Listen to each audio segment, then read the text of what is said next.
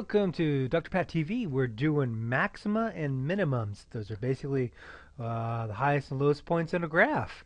And so one example that I'm going to use, or analogy I'm going to use, are just basically roller coasters.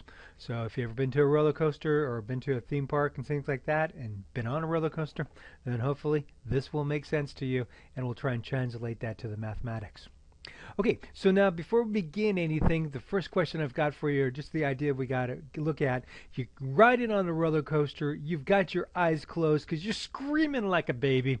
And so really the question is how do you know when you get to the top? So how do you know when you're at the top of the roller coaster and everything's going to happen?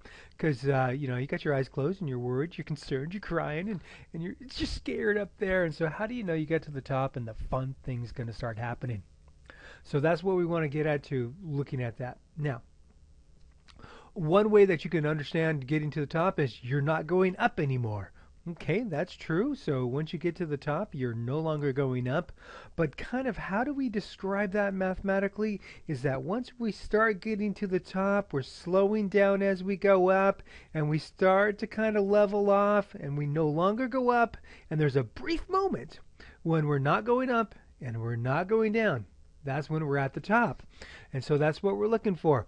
And you can kind of see here on this one little car here on the roller coaster here, it's kind of level here. Whereas all these other three carts behind it, they're still going up because you can see by the cart, it's slanted up. And the front cart, it's already past the highest point because it's slanted downward. And so that's the kind of way that we're looking at is that when we're at the top, the slant, the angle of these cars are basically parallel to the ground. They have a slope of 0. So that's the key point we're going to be using for mathematics is that when we get to the top of the roller coaster, we have a slope of 0. Okay, and so what we call those mathematically are extrema. Those are the highest and lowest points on the roller coaster on a graph. And there's two types that we get, two ways of getting them. One is when the derivative is equal to 0, when the slope is equal to 0. And then we have some special cases. We've got some endpoints and some singularities. And I got some roller coaster examples coming your way on those. Okay, so when the derivative is equal to 0, we have this roller coaster here, and what I've got is something we call the absolute maximum. That would be the highest point on the roller coaster overall. No point is higher than that one. That's what we call the absolute maximum. The absolute minimum would be no point is lower on the roller coaster. And then we got a whole bunch of other things, these little high and low points here. These are the fun parts of the roller coaster here. And those are what we call relative maximums. They're meaning that for that portion of the roller coaster, you're at a high point. Doesn't mean that you're highest overall. It just means for that small little part of the ride, you're the highest point that you can be. And so we got another one to the far left. So those are relative.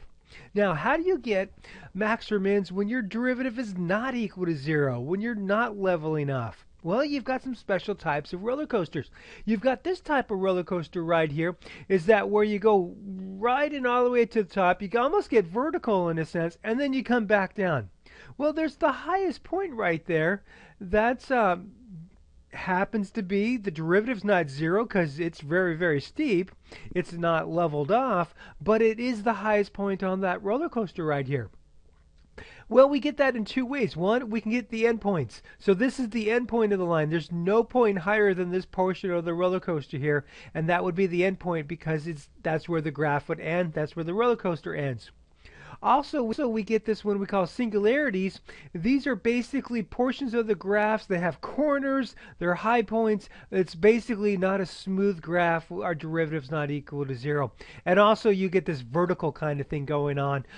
When you're perfectly vertical, you've got a derivative who's undefined because you're probably dividing by 0 in some case. Okay, so three places that are we get max or mins. Stationary points is another another label that you have for when the derivative is equal to 0. That's your leveling off kind of thing. You get those nice level off kind of things. You're going down after that roller coaster ride when you get to that highest point. You get your singularity points. That happens when your derivative is undefined, most likely divided by 0. And you get your endpoints. They're basically saying that C, that's the value, the boundary that we're looking at, domain boundary that we have.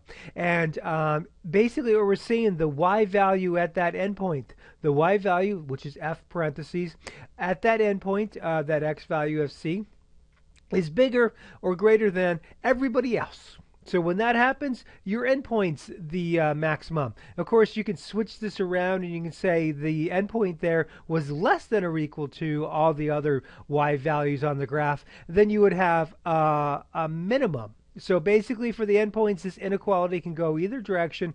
In this direction, it's a maximum. In other directions, you'd have a minimum. Okay, so that's basically a brief introduction to our max or mins. Next part, we're gonna look at the process that we use to find our max or mins symbolically, algebraically, and then we'll do some examples. Thanks, and see you in part 2.